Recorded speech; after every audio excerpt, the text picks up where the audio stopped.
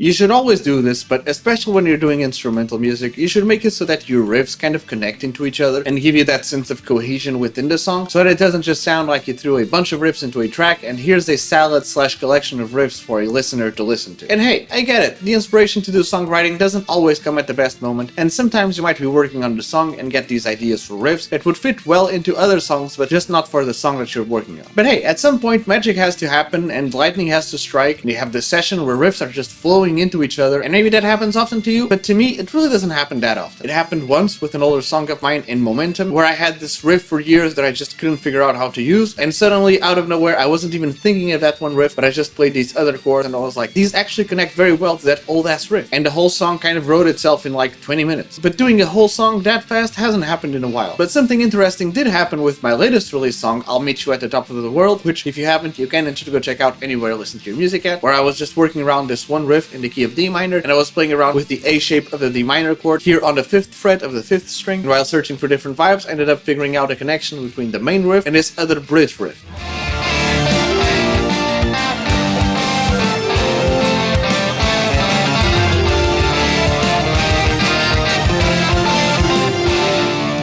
And while working around the shapes of the bridge riff, I ended up figuring out this other riff that I use for a more mystical and epic section near the end of the song.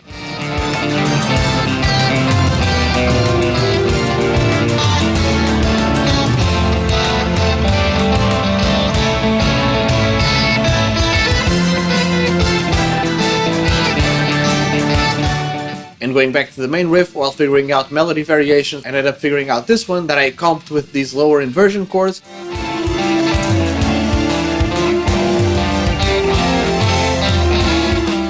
And while just playing around with these different chord inversions, I ended up figuring out the chords that led to the intro of the song and led around to the breakdown of the song.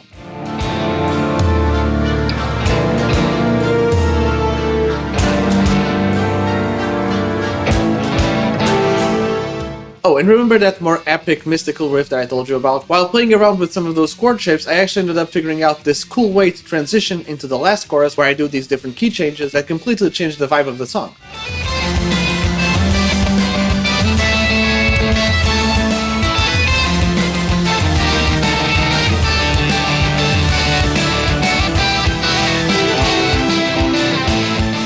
I then found this interesting chord progression / riff in 5/8.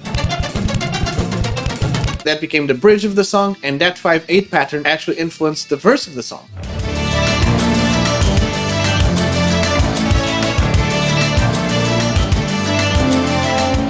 And know what? While working on the verse of the song, while doing those 5/8 chords, I had to figure out a melody to play over them, and I found out this melody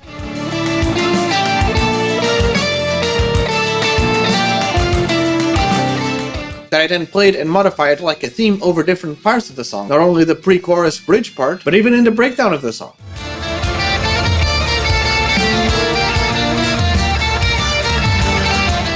I've talked before about using themes on your songs, but this song of mine, my latest release song, is pretty much a bunch of different themes woven in together, almost as if different spiders were doing their own little webs that then crossed into each other, and now you have this whole intricate system that is connected. You see it as a one thing, but if you break it down, it's different little webs by different spiders, aka different little themes and melodies coming from different little riffs that then connect into each other and mold themselves into different versions of themselves. Which at least I think is very cool, and is perhaps something that you can try with your own song. Is this something that you've tried before? Let me know. And while you're at it, don't forget to leave a like, comment, subscribe, turn on all the notifications, follow and stay tuned for more, because I'm releasing new songs every week and I'm releasing new videos every day, twice a day. If you enjoyed this one, I'm sure you'll like the other ones too. So perhaps even share them with a friend who might also enjoy them. In case it wasn't obvious already, go check out my latest release song, I'll Meet You at the Top of the World, anywhere to listen to your music at. And I want to once again take the time to thank you guys so much for all the support in these songs and videos. I can only thank you guys so much, but it really means a lot and it really makes a difference. I can only hope to see you in another video, but until then, cheers!